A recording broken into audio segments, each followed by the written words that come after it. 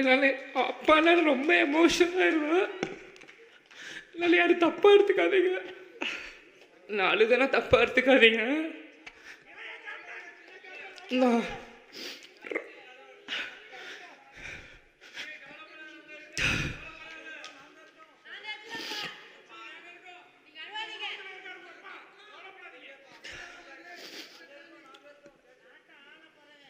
அன்பு கொண்ட பெரியவர்களே, தாய்மார்களே, அன்பு கொண்ட சகோதர சகோதரிகளே, இளைஞர்களே, பொதுமக்களே, என் உயிரிலும் மேலான அன்பு தமிழ் நெஞ்சங்களே மற்றும் திரை உலக பிரமுகர் உங்கள் எல்லாருக்கும் என் முதல் கண் வணக்கத்தை தெரிவித்துக் கொள்கிறேன்.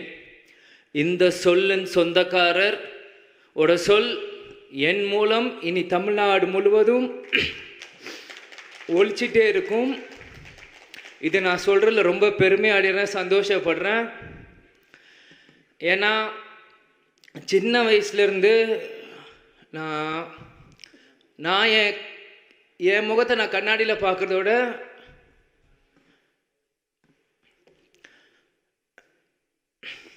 எங்கள் அப்பாவை தான் நான் நிறைய வாட்டி பார்த்துட்ருப்பேன்.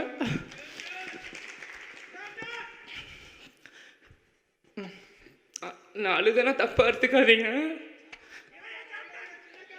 நான்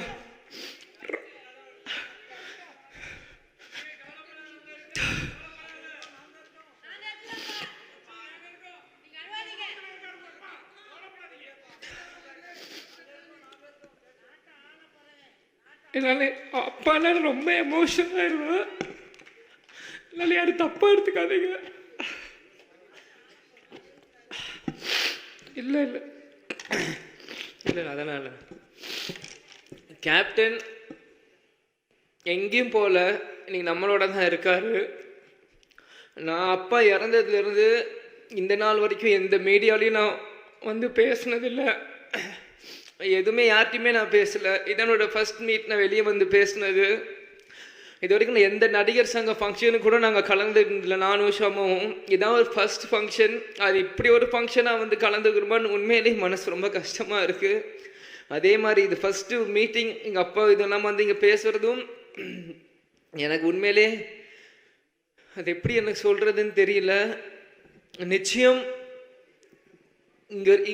இங்கேருந்து நீங்கள் நான் என்னென்னமோ பேசணும்னு நினச்சேன், ஆனால் எனக்கு இப்போ எதுவுமே மைண்டில் வர மாட்டேங்குது. நான் மனசில் பட்டு நான் பேசிடுறேன். ஏன்னா எங்கள் அப்பா வந்து எங்களுக்கு எல்லாருமே சின்ன வயசுலேருந்து கொடுத்து தான் எங்களை பழகியிருக்கார். அதே தான் நாங்கள் இன்றைக்குமே. அதனால அது என்றைக்குமே எங்கள் அம்மா வீடியோவில் சொன்ன மாதிரி தான். நிறைய பேர் சொல்கிறாங்க இனி கேப்டன் இல்லை, இனி எப்படி எங்களுக்கு யார் இருக்கா அப்படின்னு. யாரும் எதுக்கும் நினைக்காதீங்க. எங்கள் அப்பா உங்களுக்காக தான் எங்களையும் விட்டுட்டு போயிருக்கார். எங்கள் அப்பாவோட கனவு என்னவோ நிச்சயம் இங்கே எத்தனையோ இளைஞர்கள் இருக்கீங்க. உங்கள் ஒவ்வொரு இளைஞனோட கடமை அவங்கவுங்க அப்பாவோட கனவை நிறைவேற்றணும். எங்கள் அப்பாவோட கனவு என்னவோ அதை நிறைவேற்ற தான் நீங்கள் விஜயபிரபம் சண்முகப்படம் இங்கே நிற்கும். இதை நான் இங்கே ரொம்ப பெருமையோடு இதை நான் சொல்லிக்கிறேன். ஏன் இது சொல்கிறேன்னா, ஒவ்வொரு நியூ இயர் அப்போவும் ஒவ்வொரு ரெசல்யூஷன்ஸ் எல்லாருமே எல்லார் வீட்லேயும் போடுவீங்க. இதே மாதிரி 2023 முடிகிறப்பையும் என் பிறந்த நாள் முன்னிட்டு அம்மாவுக்கு இந்த பதவியெல்லாம் கொடுக்குறப்போ நாங்களாம் நீ வீட்டில் தான் இருந்தோம். அப்பாவோட பேசுகிறப்பவும் சில விஷயங்கள் வந்து நாங்கள் ஷேர் பண்ணுவோம். அப்போது ஒவ்வொரு ரெசல்யூஷன் சொல்கிறப்போ நான் அப்பா கிட்ட பர்சனலாக சில ரெசல்யூஷன் சொன்னேன். அது மற்ற வருஷங்கள் இல்லாமல் அது எப்பயுமே இதுக்கு போய் இல்லாமல் இந்த வருஷம் சில விஷயம் எனக்கும் எங்கள் அப்பாவுக்கு மட்டும்தான் தெரியும். அந்த ரெசல்யூஷனை நான் சொல்லியிருக்கேன். நிச்சயம் அந்த ரெசல்யூஷன் எல்லாம் இந்த 2024 எங்கள் அப்பாவுக்கு நான் சமர்ப்பிப்பேன்னு இங்கே நான் சொல்லிக்கிறேன். அது என்னன்னு இப்போ உங்களுக்கு நான் சொல்லணும் இல்லை, காலம் அது உங்களுக்கு எல்லாருக்குமே பதில் சொல்லும். அந்த என்ன நாங்கள் விஷயம் நாங்கள் பேசியிருக்கோன்னு. கடந்த 10 வருஷமாக கேப்டன் வந்து உடல்நிலை சரியில்லாமல் எவ்வளவோ கஷ்டப்பட்டார். ஆனால் இந்த 10 வருஷமாக வேறு யாராக இருந்திருந்தாலுமே அவங்க இவ்வளோ தாங்கியிருப்பாங்களான்னு தெரில. நான் தான் ஒவ்வொரு மீட்டிங்லையும் சொன்னேன், குகைக்குள் இருந்தாலும் சிங்கம் சிங்கம் தான்னு. யாராக இருந்தாலும் இன்னைக்கு இந்த 71 வயசு வரைக்குமே அவர் கஷ்டப்பட்டு இருந்தார்னா அவரோட வில் பவர் மட்டும்தான். நிறைய யூடியூப்ல என்னென்னமோ தப்பு தப்பாக சொல்கிறீங்க, கடைசி நிமிஷம் வரைக்கும் அவருக்கு மெமரி இல்லைன்றாங்க. என்னென்னு அது எல்லாமே போய் எங்கள் அப்பா கடைசி வரைக்கும் எல்லா ஞாபகமும் இருக்குது. யார் வந்தாலும் அவர் ஞாபகம் வச்சிருப்பார். எந்த சீன் சொன்னாலுமே அவருக்கு எல்லாமே அவருக்கு நினைவுகள் இருக்குது. அவர் இறக்கிறதுக்கு 2 நாட்களுக்கு முன்னாடியும் அவர் எங்கள் வீட்டில் குமாரண்ணன் சோமண்ணன் வேலை பார்த்துட்டு இருப்பாங்க. அவர்கிட்ட கேட்டு யூடியூப்பில் அவர் நடித்த எல்லா படங்களோட பாட்டு போடுன்னு அவர் சொல்லி 25ஆம் தேதி எல்லா பாட்டுகளும் அவர் கேட்டு, ராசாத்தி 1லேருந்து அம்மன் கோயிலுக்கு எல்லா பாட்டுகளையும் அவர் கேட்டு அவர் ரசிச்சுட்டு இருந்தார். டிசம்பர் 25 இது யாருக்கும் வெளியே தெரியாது, எனக்கே தெரியாது. எங்கள் டிரைவர் குமாரண்ணன் சோமண்ணன் தான் சொன்னாங்க. அப்போ சிசிடிவியில் பார்க்கும்போது அவர் தாளம் போட்டுட்டு இருந்திருக்கார். அவர் என்ஜாய் பண்ணி அந்த பாட்டெல்லாம் டிசம்பர் 25 அவர் கேட்டுட்டு இருந்தார். 26 அட்மிட் பண்ணுறோம். எப்பயுமே வந்துடுவாருன்னு மாதிரி தான் இருந்தோம், ஆனால் வரல. கேப்டன் சொன்ன மாதிரி தான் இந்த விஜயகாந்த் வாழ்ந்தான், இருந்தான், வாழ்ந்து கொண்டே இருப்பான் இந்த மக்களுக்காக தான் என்று கூடி விடைபெறுகிறேன். அதே மாதிரி நடிகர் சங்கம் இருக்க எல்லாருக்குமே ரொம்ப நன்றி. இந்த மாதிரி ஒரு விஷயத்தை எங்களுக்கு கேப்டனுக்கு நீங்கள் செஞ்சது. அதே மாதிரி நிறைய பேர் வர முடிஞ்சிருக்கும், வர முடியாமல் போயிருக்கலாம். இது எல்லாமே நாங்கள் புரிஞ்சுக்கிறோம். எங்களுக்கு யார் மேலேயும் எந்த வருத்தமும் இல்லை, கேப்டனுக்கும் யாருக்கு மேலேயும் எந்த வருத்தமும் இல்லை. அதனால் எங்களுக்கு எங்கள் அப்பாவை பற்றி தெரியும், உங்களுக்கு உங்கள் கேப்டனை பற்றி தெரியும். யார் மேலேயும் வருத்தம் இல்லை. வந்தவங்களுக்கு நன்றி, வராதவங்களும் உங்களோட மனசில் கேப்டனும் இருப்பார்னு எங்களுக்கு தெரியும். எங்களுக்கு யார் மேலேயும் எந்த கோபமும் இல்லை, எந்த வருத்தமும் இல்லை.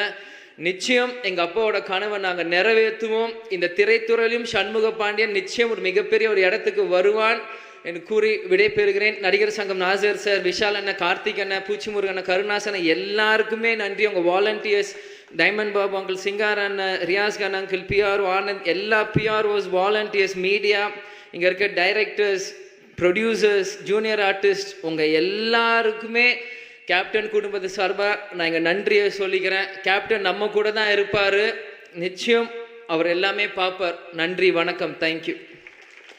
அனைவருக்கும் என்னுடைய மாலை வணக்கம்.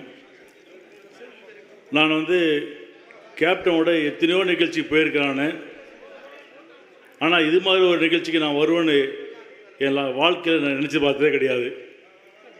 அந்தளவுக்கு மனம் கனமாக இருக்குது எனக்கு இன்றைக்கி. எனக்கு கேப்டனை பற்றி எவ்வளோ பேசிட்டாங்க, சினிமாவில் அது பண்ணார் இது பண்ணார் எல்லாம் பேசியாச்சு. நான் கல்லூரி படிக்கும்போது நடந்த நிகழ்ச்சியை இந்த நேரத்தில் உங்களோட பகுதி ஆசைப்படுறான்னு. நான் சென்னை பச்சையப்பன் கல்லூரியில் 86 தொடங்கி 89 வரைக்கும் படித்தேன். நான் அந்த காலகட்டத்தில் பார்த்தீங்கன்னாக்கா அதிகமாக வெற்றி படங்கள் கொடுத்த ஒரு நடிகர்ன்ட்டா கேப்டன் தான். அந்த காலத்து இளைஞர்களுக்கு எல்லாருக்கும் பிடிச்ச ஒரு ஹீரோனா கேப்டன் தான். அப்படி இருக்கும் பொழுது நடிகர் சங்கம் எலெக்ஷன் நடக்குது. இப்போது 87 நாங்கள் ஐஸ்வரி வேலன், என்னுடைய நண்பர் ஐஸ்வரி கணேஷுடைய நண்பர், நாங்கள்லாம் அவருக்கோசரம் நாங்கள் ஓட்டு கேட்க போகிறோம், ஐஸ்வரி வேலனுக்கோசரம். அப்போ முதல் முறையாக நான் கேப்டன் நாங்கள் தான் பார்க்குறான் அந்த நடிகர் சங்கத்தில்.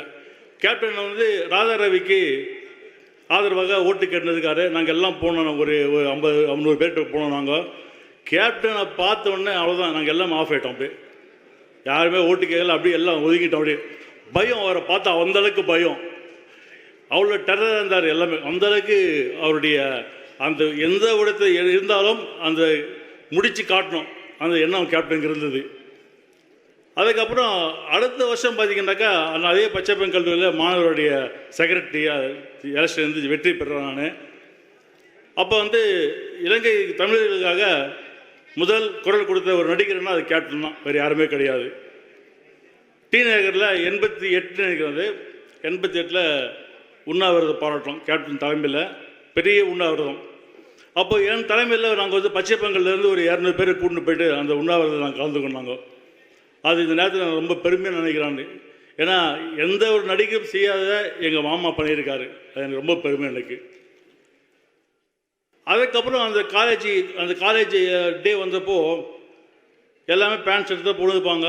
ஆனால் நம்ப மாட்டீங்க, அந்த வருஷம் எங்கள் காலேஜில் அனைவரும் வேஷ்டி தான் கட்டின்னு போனோம். அது யாரை பார்த்தோன்னா இவரை பார்த்து தான். எல்லாருமே அந்த காலேஜில் படித்தவங்க எல்லாருமே அந்த வருஷம் நாங்கள் வேஷ்டி காட்டினோம். நாங்கள் என்னை வந்து தயாரிப்பாளர் ஆக்கியது கேப்டன் தான். ஒரு ரசிகனாக அவர் படங்களை பார்த்துருக்கேன். என் அக்காவுடைய சகோதரியுடைய கணவனை மாமாவாக பார்த்துருக்கேன். நான் கிட்டத்தட்ட 9 படம் நான் தயாரிச்சிருக்கானு. அந்த படத்தில் இருந்து கதை கேட்பார், அதோடு சரி. அதுக்கப்புறம் நாங்களும் சரி டைரக்டர் சரி ஃபுல்லாக நாங்களும் பார்த்துக்கணும். அந்த அளவுக்கு ஃப்ரீயாக விட்டுருவார் எங்களையா.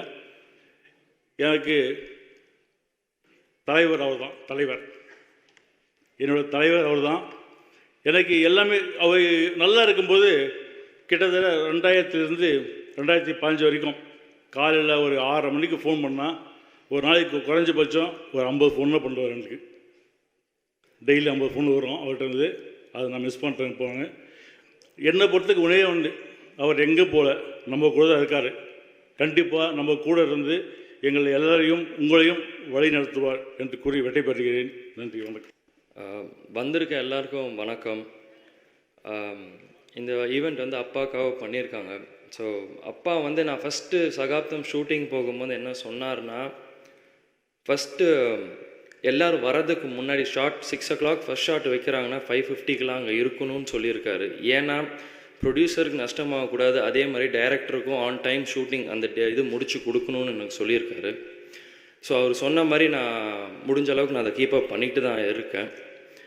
அதே மாதிரி நாங்கள் சின்ன வயசுலேருந்து இருக்கும் போதே அப்பா வந்து எல்லாருக்கும் சாட்டர்டே சண்டே ஆனால் வீட்டில் வந்து பார்க்குற எல்லாருக்கும் ஃபுட்டு கொடுத்து எங்களை சின்ன வயசுலேருந்தே வளர்த்தாரு. ஸோ அதே தான் நாங்கள் இன்னும் மெயின்டைன் பண்ணிக்கிட்டு இருக்கோம். அதை இன்னமும் தொடர்ந்து செய்வோம்னு நாங்கள் ஆசைப்பட்றேன். அதே மாதிரி அவர் வாழ்ந்த வாழ்க்கை வந்து ஒரு சகாப்தம், ஒரு லெகசி. அது வந்து அன்றைக்கி ஊர்வலத்தில் வந்த எல்லா மக்களை பார்க்கும் போதே நம்மளுக்கு எல்லாருக்கும் அது தெரிஞ்சிருக்கும். அவர் வந்து சினிமாவில் மட்டும் ஹீரோ இல்லை, ரியல் லைஃப் ஹீரோ கூட.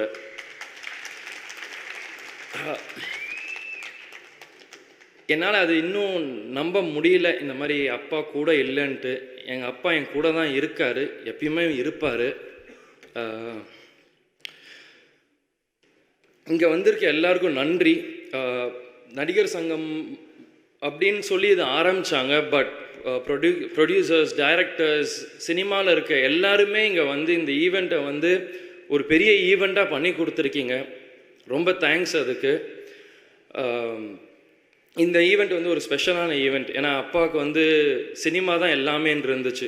ஷூட்டிங் முடிப்பார், வந்தால் வீட்டில் இருப்பார், இல்லை ஷூட்டிங் இல்லாட்டி நடிகர் சங்கம் இல்லை வீடு.